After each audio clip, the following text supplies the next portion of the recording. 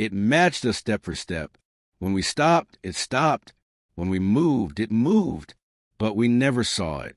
Not once. These words were written in the margin of a survey ledger dated October 1819, found years later in a Cincinnati land office. The handwriting was precise, controlled, the kind learned in counting houses and clerk schools. But the ink had been pressed hard into the paper, as though the hand holding the pen had been shaking. The entry was never completed. The survey itself was never finished.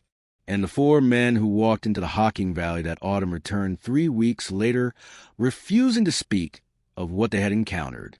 One of them, a man named Silas Mercer, resigned from the Ohio Land Survey Commission the day after his return. He sold his instruments, left his lodgings, and moved to Philadelphia, where he spent the remainder of his life working in a print shop, never once returning west of the Alleghenies. The other 3 simply stopped accepting assignments in that particular stretch of wilderness.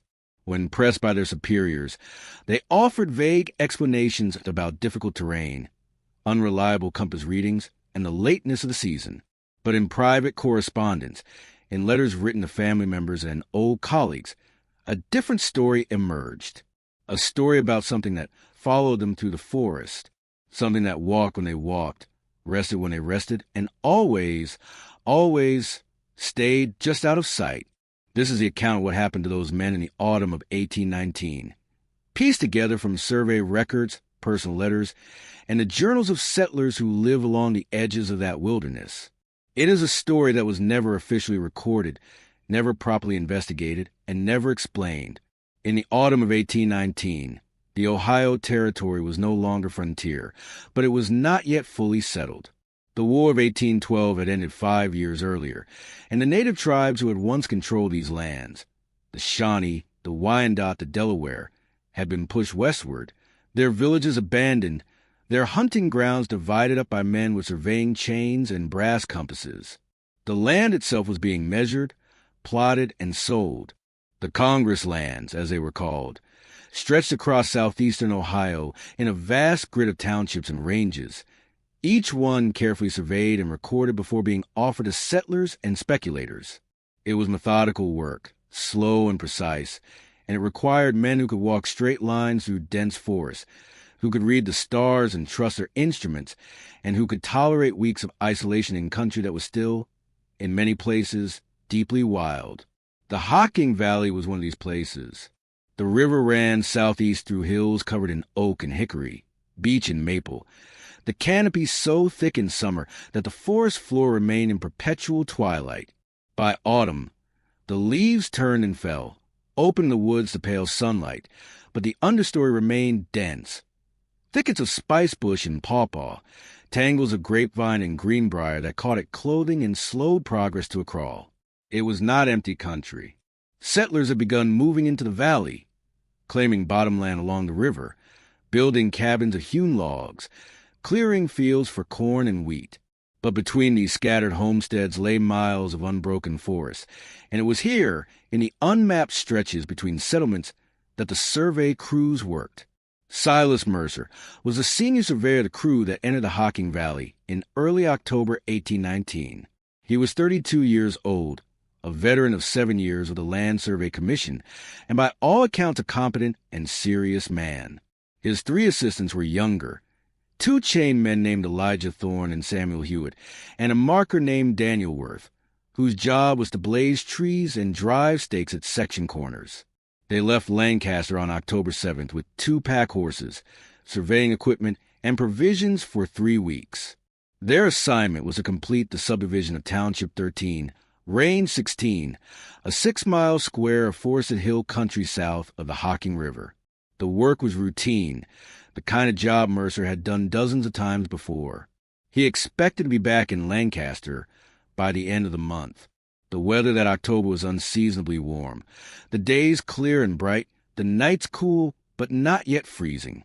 The men made good progress in the first week, running lines through open woods, marking corners, and recording their measurements in Mercer's field book. They camped each night near springs or creek beds, cooking salt pork and cornmeal over small fires, sleeping under canvas tarps stretched between trees. By the second week, they had moved deeper into the township, into country that was rougher and less familiar. The hills grew steeper, the valleys narrower. The streams ran cold and fast over beds of shale and sandstone. They saw deer and turkey, raccoon tracks in the mud, the claw marks of bears on the trunks of beech trees. But they saw no people. The nearest settlement was 8 miles behind them, and the country ahead had not yet been claimed.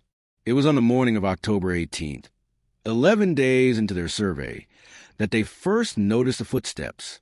At first, they thought it was an echo. They were working on a hillside that morning, running a line north through dense hardwood forest, and the sound of their own footsteps seemed to bounce back at them from the trees, delayed slightly, muffled by distance, but unmistakably similar.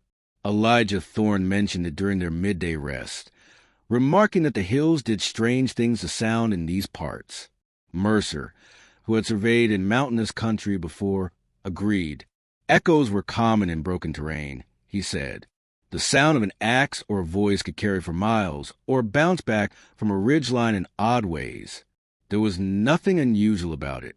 But Samuel Hewitt, the younger of the 2 chainmen, said it didn't sound like an echo to him. An echo repeated sounds, he said. What he was hearing wasn't repetition. It was accompaniment, like someone walking parallel to them, matching their pace. They stopped talking and listened. The forest around them was quiet. No wind, no birds, just a faint rustle of falling leaves settling onto the ground. They heard nothing else. They returned to work, and by mid-afternoon they had forgotten about it. That night, camped in a hollow near a spring, Daniel Worth mentioned hearing something while he'd been off marking a section corner that afternoon. He'd been working alone, blazing a white oak tree with his hatchet, when he'd heard footsteps in the leaves behind him. He'd assumed it was one of the others coming to check his work, but when he'd turned around, no one was there. He'd called out. No answer. He'd gone back to his work, and a few minutes later, he'd heard the footsteps again, closer this time, maybe 30 feet away, moving slowly through the underbrush. He'd walked toward the sound, thinking perhaps one of the crew was playing a joke on him, but he'd found nothing. No tracks, no broken branches, no sign anyone had been there at all. Mercer asked if he'd seen any game, a deer, perhaps, moving through the brush. Worth shook his head. Deer moved differently. He said, these footsteps had been slow, deliberate, bipedal. They sat in silence for a while, the firelight flickering against the dark trees around them. Finally, Mercer said that men heard strange things in the woods when they worked alone. The mind played tricks, especially late in the day when fatigue set in. It was nothing to worry about, but Worth didn't look convinced. And that night, lying in his bedroll beneath the canvas tarp, Mercer found himself listening to the darkness with an attention he hadn't felt in years. The forest was never truly silent. There were always small sounds, the creaking of branches, the movement of nocturnal animals, the slow settling of the earth itself. But that night, the sound seemed different somehow, more deliberate, more watchful. He told himself he was being foolish. He turned over, closed his eyes, and eventually he slept. The next day, they all heard it. They were moving east along a section line, the 4 of them walking single file through the forest, Mercer in front with his compass, the 2 chainmen behind him measuring distance, and Worth bringing up the rear with his hatchet and stakes. The ground was covered in fallen leaves, dry and crisp, and every step they took produced a soft, crunching sound that carried clearly in the still air. And behind them, perhaps 50 feet back, something else was walking. It matched their rhythm exactly. Step for step, pause for pause. When they walked, it walked. When they stopped to check a measurement or adjust a chain, the footsteps behind them stopped as well. Elijah Thorne was the first to say it aloud. He stopped mid-stride and turned, staring back into the forest.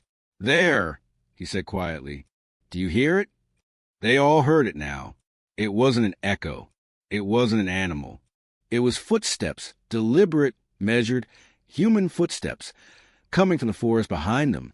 Mercer cupped his hands to his mouth and called out, Hello, who's there? The footsteps stopped. The forest fell silent. They waited, listening, but no reply came. Could be a settler, Samuel Hewitt suggested. Someone checking what we're doing out here. Mercer nodded slowly, though he didn't sound certain. Perhaps. He called out again, louder this time, identifying himself as a surveyor with the Ohio Land Commission, and inviting whoever was out there to make themselves known. Nothing. Just silence and the slow drift of leaves falling from the canopy above. They resumed walking, and within a dozen steps, the footsteps behind them resumed as well. This time, Mercer stopped the entire crew. He told Worth to stay with the equipment and took the other two men with him, walking back the way they had come, moving quickly, trying to close the distance before whoever, or whatever, was following them could retreat. They covered 100 feet, then 200, scanning the forest in every direction. The ground was thick with leaves, but there should have been some sign, a disturbed patch, a footprint in softer earth, broken twigs. They found nothing. They spread out, searching in a wider arc, but the forest offered no answers. It was as though the sound had come from nowhere, as though the footsteps had belonged to something that left no trace. When they returned to where Worth was waiting, the young man's face was pale. "It didn't stop," he said quietly. "While you were gone, it kept walking. I heard it circle around me." They made camp early that afternoon, choosing a site on high ground where they could see the surrounding forest. No one spoke much. They built a larger fire than usual, and they kept their tools close. Axes, hatchets, the surveying staff that could serve as a club if needed. As the sun set and the shadows lengthened between the trees, Mercer wrote in his field book. His handwriting, usually neat and methodical, was less controlled than normal. He recorded the day's measurements, noted the section corners they had marked, and then, at the bottom of the page, he added a single line. "Something follows us. Do not yet know what." That night, they took turns keeping watch. Mercer took the first shift, sitting near the fire with his rifle across his knees, staring out into the darkness beyond the firelight. The forest at night was a different world. The trees became black columns, the spaces between them filled with an impenetrable void. Sounds carried strangely. The crack of a branch would be 10 feet away or 100, and distance became impossible to judge. Around midnight, during Samuel Hewitt's watch, they all woke to the sound of movement in the leaves. It was close, maybe 20 feet from the edge of their camp, and it was circling them, slowly, methodically, moving from east to south to west, staying just beyond the reach of the firelight. Hewitt woke the others without speaking, just a hand on each man's shoulder. They lay in their bedrolls, silent, listening. The footsteps continued their circuit. Crunch, crunch, crunch, steady and unhurried. Not the quick, nervous movements of an animal. Not the cautious approach of a hostile human. Something else. Something patient. Mercer sat up slowly, raising his rifle. "Show yourself," he said, his voice steady but tight. The footsteps stopped. For a long moment, there was absolute silence. Then, from the darkness, came a sound that none of them could later describe adequately. Some said it was like breathing, slow, deep, deliberate. Others said it was more like a sigh, or the wind moving through a hollow log. But all of them agreed it had come from approximately the height of a man's chest, and it had been close enough that they should have been able to see something. A shape, a silhouette, a reflection of firelight in watching eyes. But there was nothing, just darkness and that sound, and then the footsteps resuming, completing their circle and moving away into the forest. None of them slept after that. They sat together around the fire until dawn, feeding it constantly, keeping the flames high, and they did not speak of what they had heard until the sun was fully up and the forest around them had returned to mundane reality. Over breakfast, Mercer proposed they abandon the survey and return to Lancaster. His voice was calm, but his hand shook slightly as he poured coffee from the pot. He said the work could be completed another time by another crew, perhaps in spring when the days were longer. But Daniel Worth shook his head. They were more than halfway through the township, he said. They had 2 weeks of work behind them. If they left now, it would all be wasted. They'd have to start over. "It's just trying to scare us," Worth said. "Whatever it is. It hasn't hurt us. It's just watching." Elijah, Thorne agreed, though he sounded less certain. They'd been hired to do a job, he said. They were being paid to complete the survey. Walking away now would mean questions, explanations, possibly lost wages. And what would they say? That they'd heard footsteps? That something was following them? They'd sound like children, afraid of shadows. Mercer looked at Samuel Hewitt, the youngest of them. Hewitt stared into his coffee cup for a long moment, then nodded. "We finish," he said quietly. So they stayed, but they changed how they worked. They stayed closer together now, never more than a few feet apart. They spoke more, filling the silence with conversation, as though their voices could push back against the presence that accompanied them. They chose campsites more carefully, always on high ground, always near water, always with clear sight lines. And every day, the footsteps continued. Sometimes they came from behind, sometimes from the side, occasionally from ahead, as though whatever was following them was also leading them. The sound was always the same, measured, deliberate, perfectly matched their own pace. And it was getting closer. By October 22nd, they could hear it clearly during the day, no more than 30 or 40 feet away, moving parallel to their line of travel through the forest. They stopped trying to investigate. They stopped calling out. They simply worked, measuring and marking and recording, pretending they didn't hear it, pretending it wasn't there. But it was there. They all knew it. They felt its presence like a weight, like cold air on the back of the neck, like the certainty of being watched by something that never blinked, never tired, never looked away. On the night of October 23rd, Daniel Worth disappeared. It happened during the last watch, in the hours before dawn when darkness is deepest and the mind is most vulnerable to fear. Worth had volunteered for the shift, saying he couldn't sleep anyway, and the others had been grateful for the reprieve. They'd been living on nerves for days, and exhaustion was beginning to dull their senses, making every sound feel like a threat, every shadow a potential danger. Mercer woke just before sunrise to find Worth's bedroll empty and the fire burned down to coals. The rifle Worth had been holding was propped against a tree, and his coat was still lying across a log where he'd been sitting. But Worth himself was gone. They called for him. They searched the immediate area, moving in expanding circles from the camp. They found no tracks, no sign of struggle, no blood. It was as though he had simply stood up and walked away into the darkness, wearing only his shirt and trousers, leaving everything else behind. Elijah Thorne found something, though, a discovery that made them all go quiet. About 50 feet from camp, he found a series of footprints in a patch of soft earth near the spring. They were barefoot prints, human in shape, but wrong somehow. The stride was too long, the toes splayed too wide, and they pressed deep in the ground as though whoever, or whatever, had made them was carrying great weight.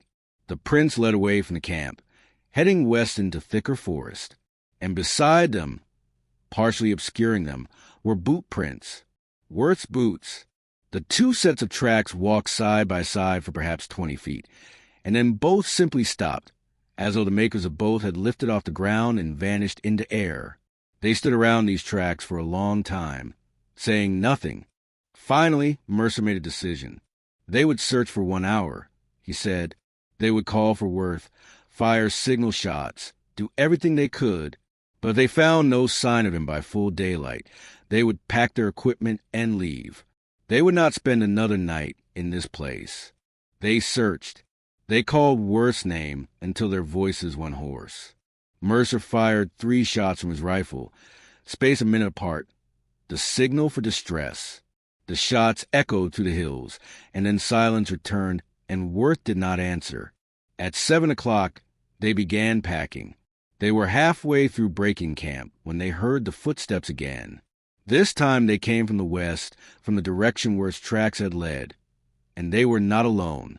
There were 2 sets now, moving through the forest toward the camp. Both sets were heavy, deliberate, and they walked in perfect synchronization, like soldiers on parade. The 3 men stopped what they were doing. Mercer picked up his rifle. Thorne grabbed his axe. They stood together at the edge of the camp, watching the forest, waiting. The footsteps came closer. 50 feet. 40. 30.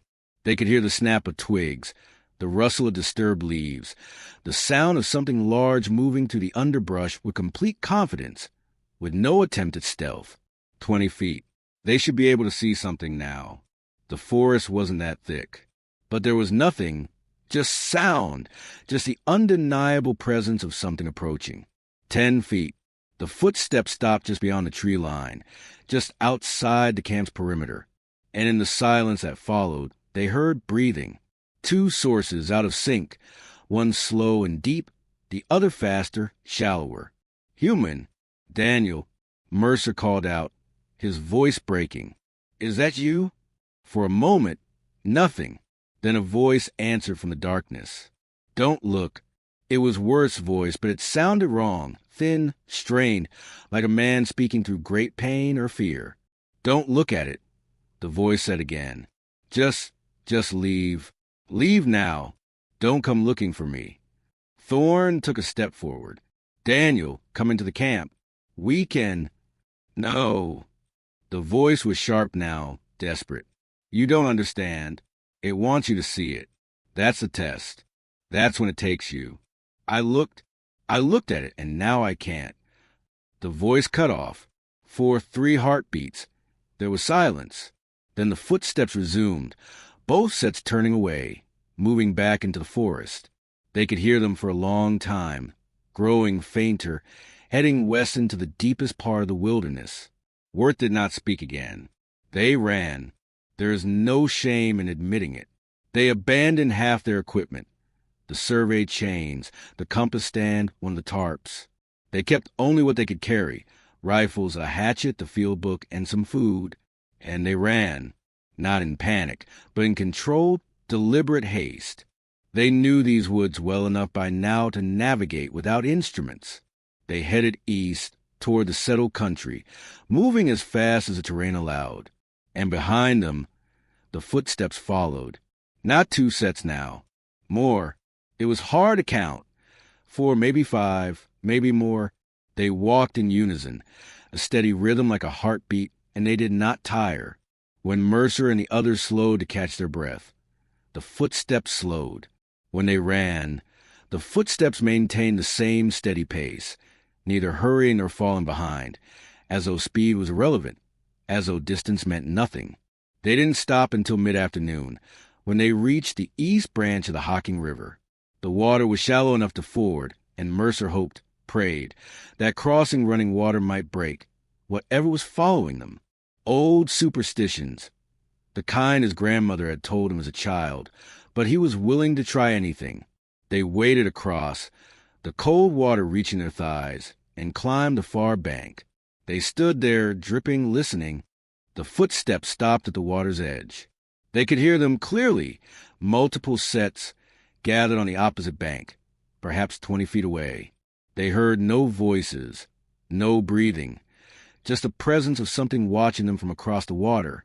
Samuel Hewitt began to turn, to look back at what was following them, but Mercer grabbed his shoulder hard enough to hurt.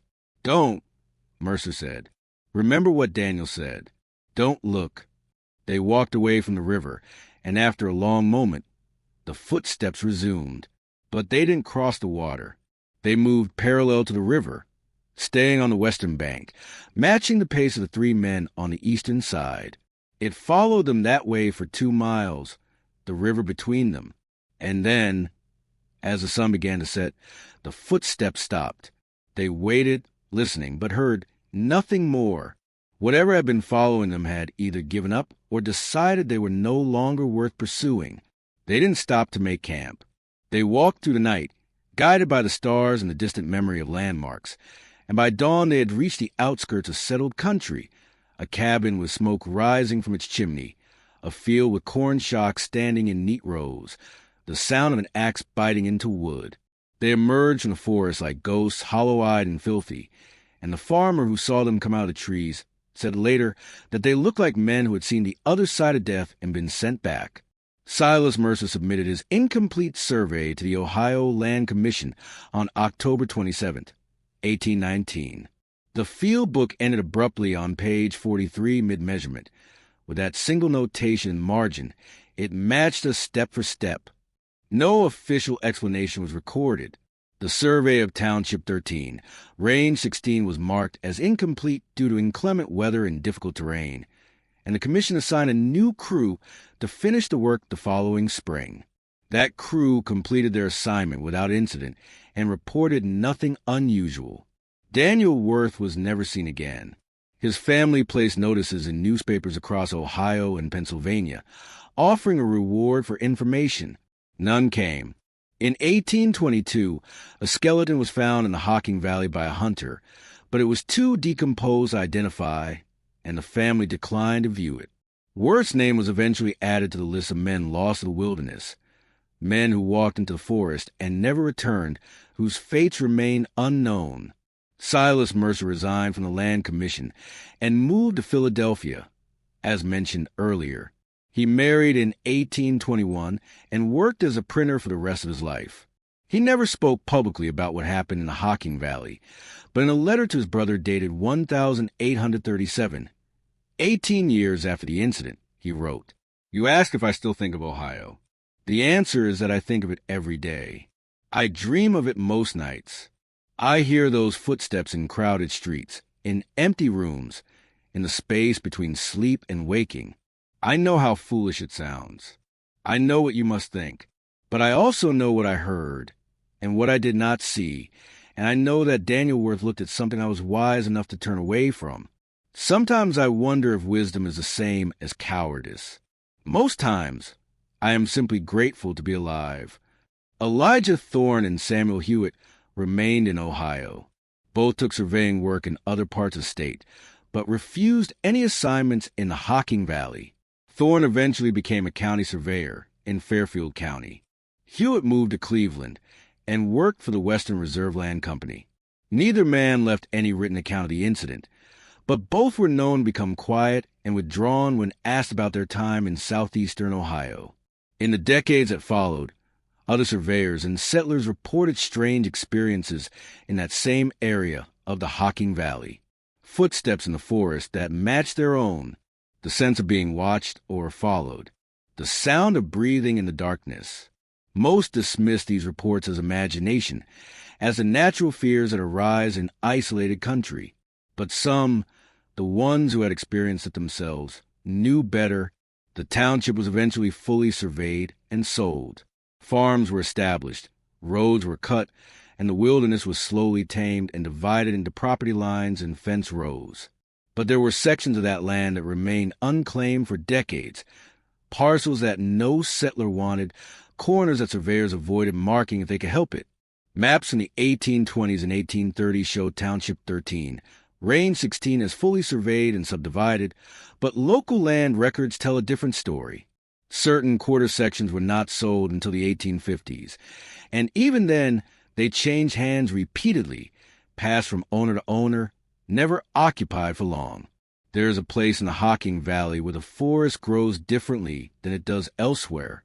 The trees are taller, the canopy thicker, the undergrowth denser. People who walk there, hikers, hunters, people who think themselves rational and unafraid, report feeling watched.